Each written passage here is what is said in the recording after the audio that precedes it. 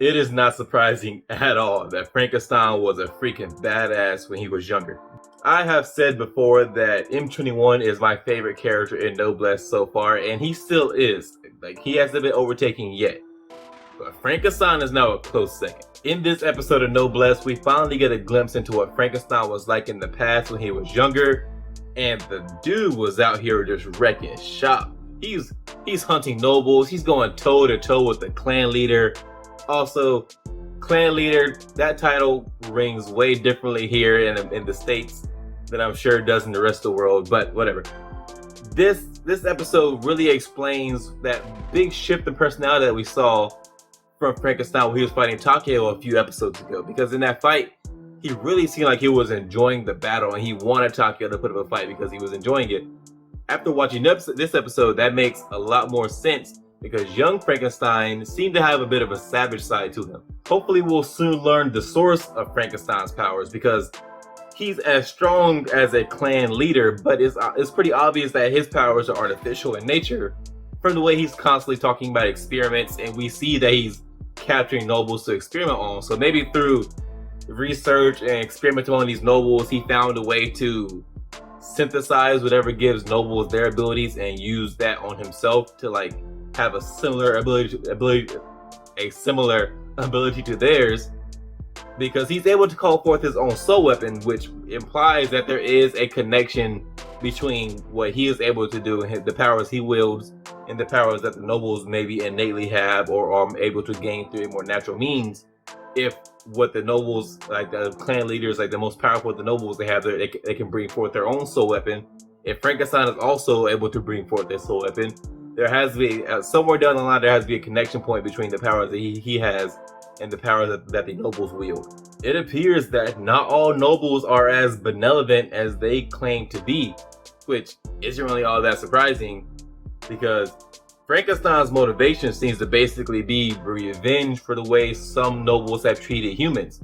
If I had to guess, I would say that Frankenstein was probably close to someone who was either treated very horribly by a noble or most likely was killed by a noble, and that set him along the path of doing whatever he needed to do to gain a power where he could then go exact revenge and exact justice on the nobles that he thinks or he sees as looking down on humanity.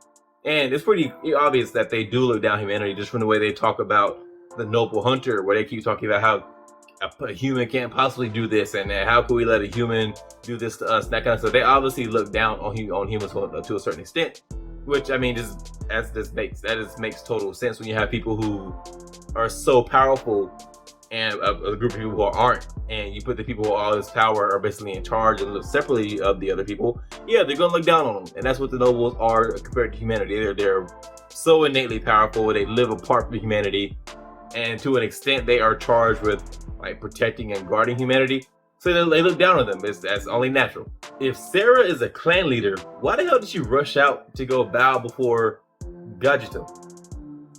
I don't think I'm saying that name right, but whatever, you know exactly who I'm talking about. She rushed out real quick to be so deferential before him when he showed up at the school. Now I'm guessing that's just because he's so much older than she is and she wanted to show some respect for an elder, but that's not even what's really important here, because what is important is a few episodes ago, a few videos ago when I was talking about Noblesse, I mentioned that I think that Sarah is more powerful than Regis. Now it's just basing out off of the strong silent type trope in a lot of like TV shows, anime, and movies and whatever, where Sarah doesn't talk much and Regis is more emotional, a lot of kind of stuff, but Sarah is always quiet and kind of in the background, and usually that's the stronger character. And I just want to say I was right. Yeah, I'm gonna bask in this. I'm gonna revel in how right I was, because I'm wrong a lot, so I really gotta enjoy these moments. Yeah, I said that Sarah was the stronger of the two, just from the fact alone that she has a soul weapon, and it appears that Regis does not. I can't say definitively that Regis does not have a soul weapon because we just haven't seen him use one, but you would think he would have used one in his fight against Kronz. He didn't, so I feel safe in saying he doesn't have one. But just based off the fact that she has a soul weapon, Regis does not. She has the obvious and clear advantage there, and she is a clan leader. Regis is not, so that she outranks him in the noble society. She has a powerful weapon that Regis does not. She is the stronger of the two. I was right. I'm going to enjoy this. I really enjoyed this episode. Not only are we getting to see what Frankenstein was like in his past, and hopefully getting eventually to see how he got his abilities. But we're also getting to see more of the nobles and get to see more of how the nobles operate. And we also now know that most of the elderly nobles are gone now, so a lot of your clan leaders are a lot younger. Now, what that may mean for the noble society, we don't know yet, but we do know that young people in general are just not very reliable and not very sensible. So you can kind of draw your own conclusions from there as far as exactly how the noble society is being ran currently. Anyways, guys, all I have for you on this one. If you like this video, hit that thumbs up. Also, hit me up in the comments. I respond to almost everything. If you didn't like the video, again, hit me up in the comments. We can talk about why. If you are so inclined, subscribe. I would appreciate it. And I'll see you guys in the next one.